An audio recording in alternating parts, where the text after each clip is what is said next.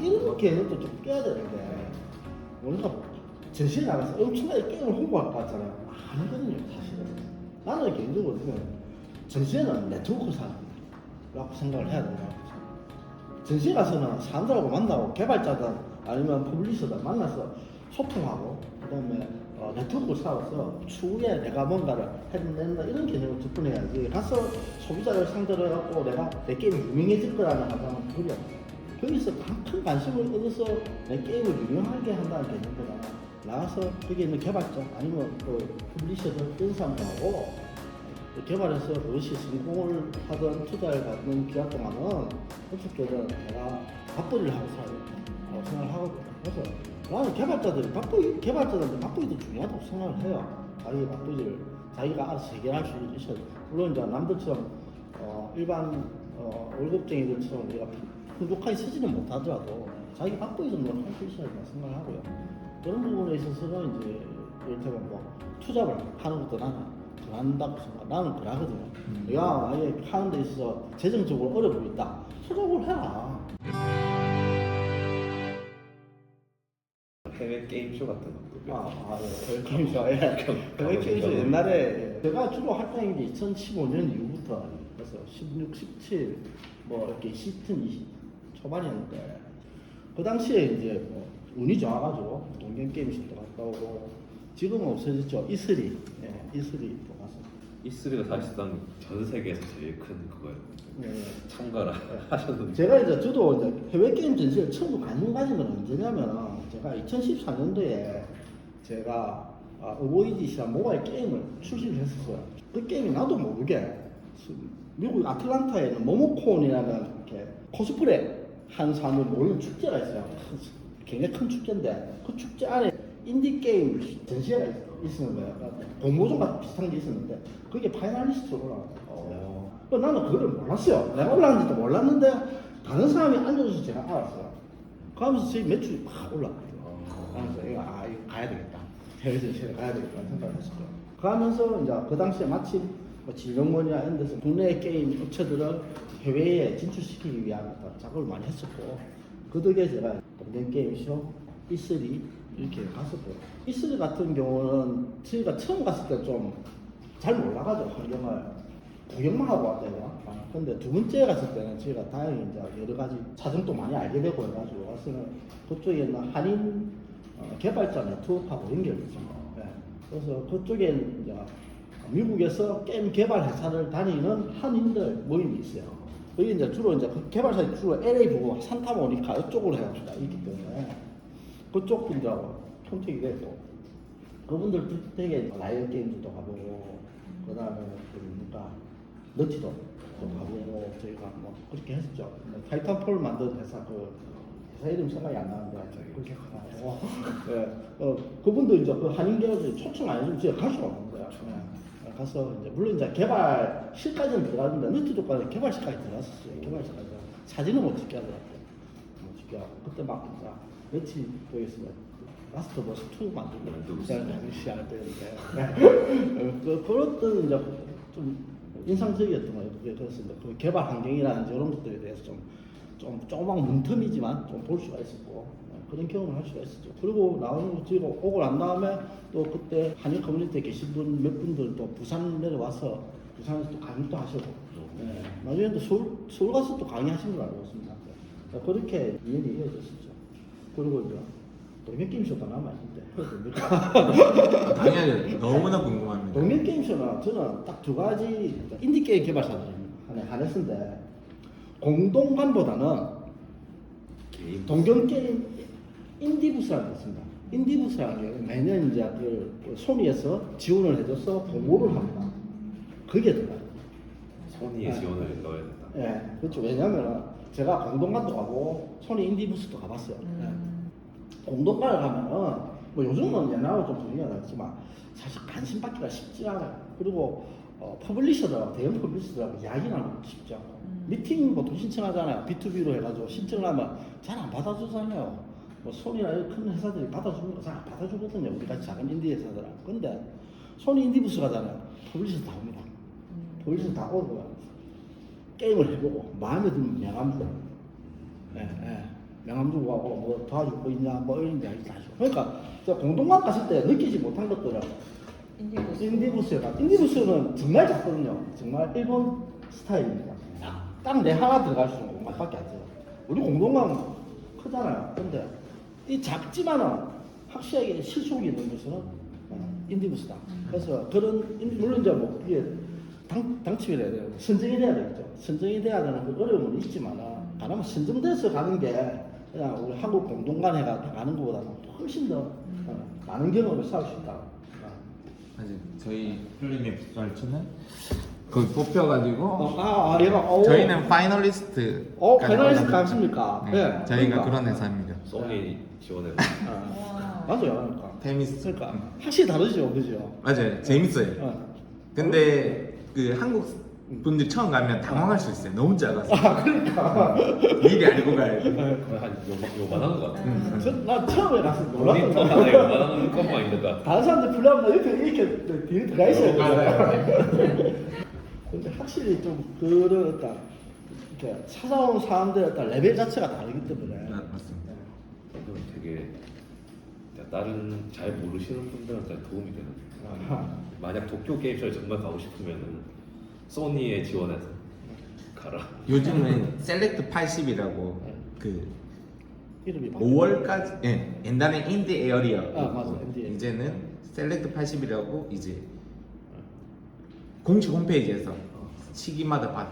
전 세계에서 80개만 받는 거야. 70일 수도 있는데 난 80이라고 생각하는데. 그러니까 뭐 BRC 같은 거죠, 일종의. 규모가 엄청 크지. 근데 다른 거는 숙소 제공 이런 거 없어. 없습니다. 전혀. 부스만. 이만한 부스 딱 하나만 지금. 그다음 모니터나 모니터 같은 거 줬던 것 같아. 요즘. 뭐 그냥 노트북도 이런 것도 들고 가야 돼. 다 들고 가요. 봐요. 어떤 분은 내가 갔을 때 막 컴퓨터를 통째 들고 해야 되는데. 그런 게임 쇼를 하는 게 뭔가 개발자에게 어느 정도의 도움이 되는지. 그러니까 이런 개념도 좀 깨야 되는 게 우리가 전시에 나가서 엄청나게 게임을 홍보할 것 같잖아요. 아니거든요, 사실은. 나는 개인적으로 전시회는 네트워크 사람이라고 생각을 해야 된다고 생각해요. 전시회 가서는 사람들하고 만나고 개발자들 아니면 퍼블리셔들 만나서 소통하고 그다음에 네트워크를 쌓아서 추후에 내가 뭔가를 해낸다 이런 개념으로 접근해야지. 가서 소비자를 상대로 해갖고 내가 내 게임이 유명해질 거라는 가상은 그리 않다. 개인적으로 그런 생각을 합니다. 특히 인디 쪽은 그래요.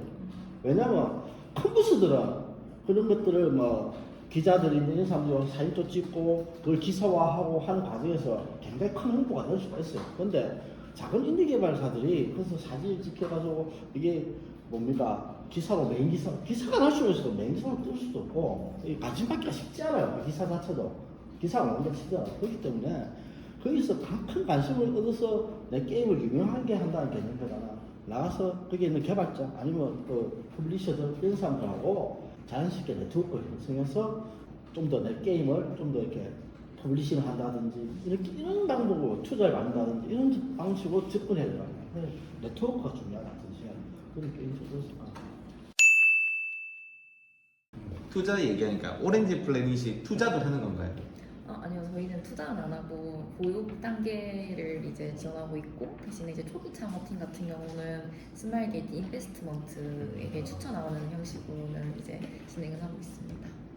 잘 부탁드립니다. 일단 어디 모여 있어야 돼. 돈이 오는 거네. 왜? 하나만 더 하자면 그 이제 새로 시작하는 분들도 있고 보유가치인 분들도 있잖아요. 그런 분들한테 뭐 조언이나 아니면 뭐 그런 것들. 저는 일단 생존 전략을 잘 짜라. 나중에 투자를 받거나 상업적인 성공 이기 전까지 버텨야 되거든요, 사실은. 버티는 거를 어떻게 버티는가? 개발만 해서 버틸 수는 없잖아요. 사실 우리가 게임을 1년 개발할 수도 있고 한 달 개발할 수도 있겠지만 어쨌든 개발해서 그것이 성공을 하든 투자를 받는 기간 동안은 어떻게든 내가 바쁘기를 하고 살아야겠다라고 생각을 하거든요. 그래서 나는 개발자들한테 바쁘기도 중요하다고 생각을 해요. 자기 바쁘기를 자기가 알아서 해결할 수 있어야 돼. 물론 이제 남들처럼 일반 월급쟁이들처럼 우리가 풍족하게 쓰지는 못하더라도 자기 바쁘게 좀 할 수 있어야 된다 생각하고요. 그런 부분에 있어서는 이제 이를테면 뭐 투잡을 하는 것도 나는 그런다고 생각. 나는 그러거든요. 내가 만약에 하는 데 있어서 재정적으로 어려움이 있다. 투잡을 해라. 투잡을 해서 자신의 어떤 투잡하면 피곤은 하겠지만 어쨌든 투잡을 통해 나의 경제적인 문제가 어느 정도 해결되면은 좀 더 이렇게 사람이 운신의 폭이 좀 넓어지거든요. 그래서 투잡을 했으라도 어떤 밥벌이를 하는 부분에 대한 공유를 좀 많이 해라. 라고 생각하고 있습니다. 그래서 저도 저 같은 경우 외주도 하고 뭐 강의도 나가고 여러 가지 투잡을 하거든요. 그렇지 않았다면 저도 이렇게까지 못했겠죠. 그래서 제가 뭐 남들한테 돈 벌었나면 돈은 못 벌었지만 저도 내 바쁘게 한다 이렇게 하고 싶어요. 그래서 그런 부분들이 중요하다. 그렇게 함으로 또 특히 개발자는 자존감이 진짜 중요하거든요. 일부 바쁘셔서 혼자만 개발하시는 분들이 보면 자존감 떨어지는 경우가 많아요. 왜? 왜냐면 자기가 스스로 밥벌이를 못하니까 자존감이 더 낮아지니까. 그래서 그런 부분들도 해야 된다. 예.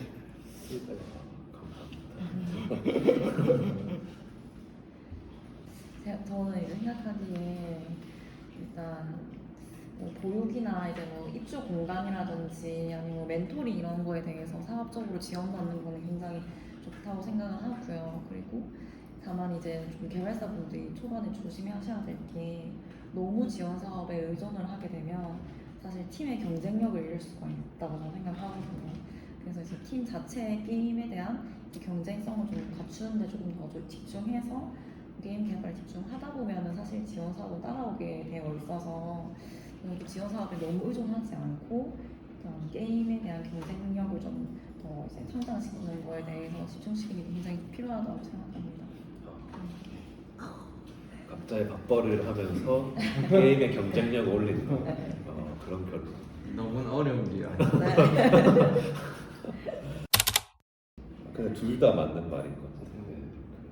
아 근데 이건 좀 그 지원 사업에만 목맨다기보다 받고 싶잖아요. 네. 팀 입장에서. 그래서 뭐 여러 가지 하는데 그게 개발사의 경쟁력을 낮출 수도 있다고 보시는 거예요. 네, 저는 어떤 이제 점이?